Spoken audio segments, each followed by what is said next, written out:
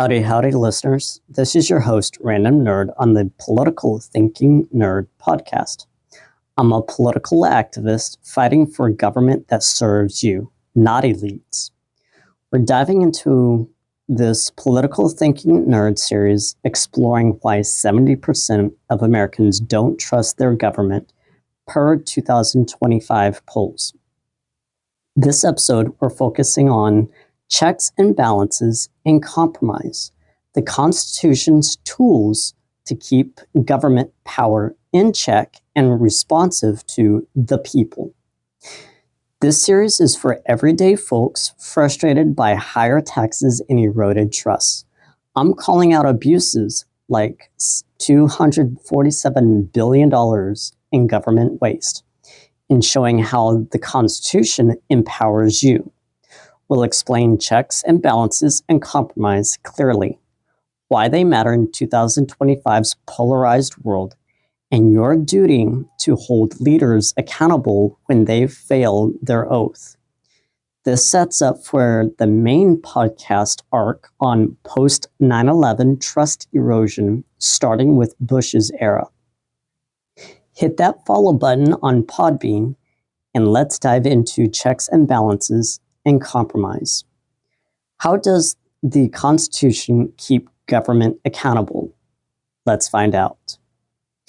Loving this look at checks and balances and compromise? Got a critical question about how they fight corruption?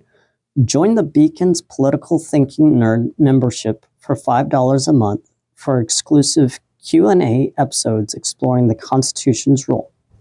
Or support me with a one-time donation on my Ko-Fi or Cash App link in Beacon's bio link. What are checks and balances? Checks and balances are the Constitution's system to prevent any one part of government, Congress, the president, or the courts from having too much power. Written in 1787 by the founders like James Madison, this system ensures each branch limits the others, keeping government accountable to the people. It's rooted in the idea that power can corrupt, so no branch should dominate. The Constitution splits government into three branches: legislative, Congress; executive, president; and judicial, courts. Each has specific powers and ways to check the others, per Articles 1, 2, and 3. Congress makes laws, but the president can veto them, needing a two-thirds vote in both House to override, per Article 1, Section 7. The courts can strike down laws or executive actions that violate the Constitution, like when Supreme Court blocked parts of Trump's 2025 immigration orders, per court filings.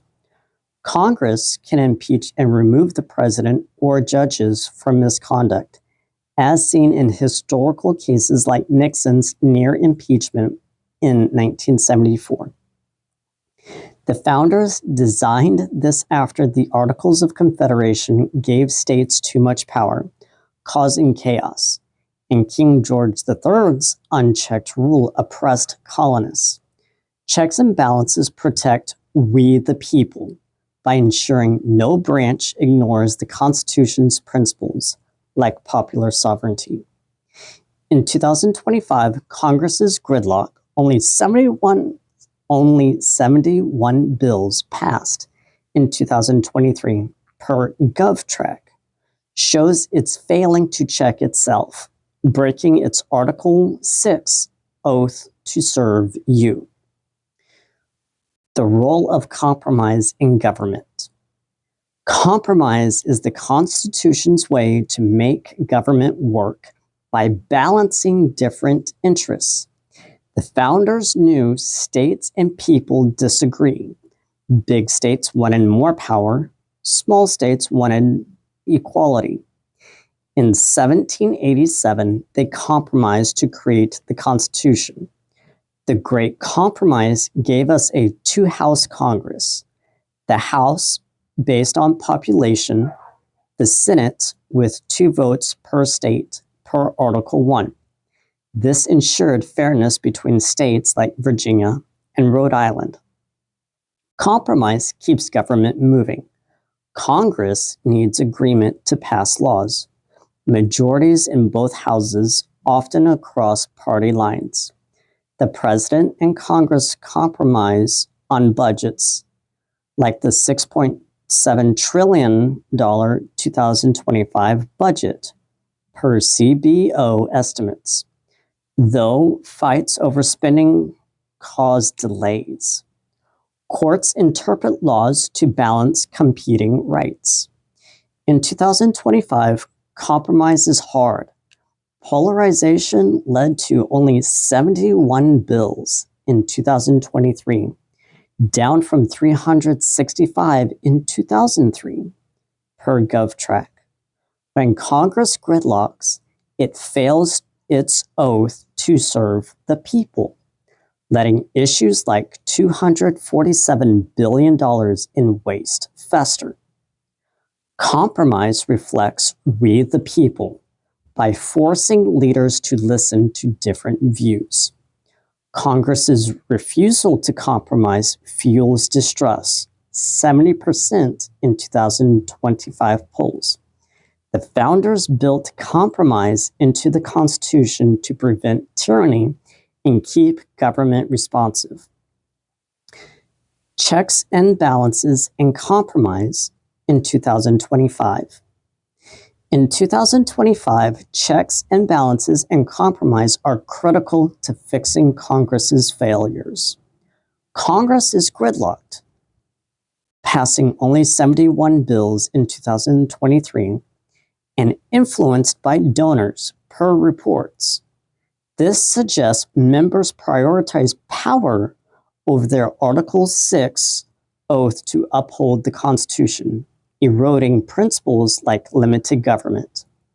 But Congress rarely checks itself, failing to serve their constitutes or use their government influence to abuse their congressional powers.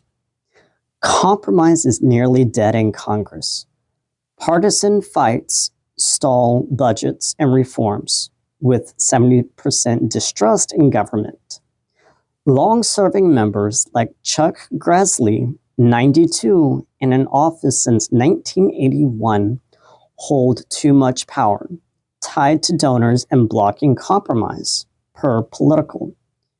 My protest for a convention of states via Article 5 pushes term limits and a 70-year age limit, which can be compromised to 60 or even 65, to stop this, as service past 70 harms members' well-being. Elder abuse, as seen with Dianne Feinstein, who served until 90 at the time of her death. These amendments could force turnover, encouraging compromise and accountability. Checks and balances and compromise ensure no branch or person dominates. But when Congress fails, the people must act, like through Article 5, to restore the Constitution's promise. Your duty to hold government accountable. Checks and balances and compromise matter in 2025 because they're your tools to hold government accountable. Examples: with 70% distrust in government, $247 billion in waste, and gridlock, Congress is failing its oath. The 325 lawsuits against Trump's executive orders show the people fighting back that checks and balances need your voice. Voting, speaking out, or supporting reforms like term and age limits. Compromise keeps government working for all, not just elites. It's not perfect. Polarization blocks compromise, and unchecked power grows, like donors influencing Congress. But the Constitution system empowers you to demand change, like through Article 5's convention. Learning about checks and balances and compromise and explore how they fight corruption. Let's wrap it up. Today we explored checks and balances and compromise, the Constitution's guardrails to keep government accountable and responsive. In 2025, with $247 billion in waste and 70% distrust, they fight corruption and gridlock. But Congress needs your push for reforms like term and age limits.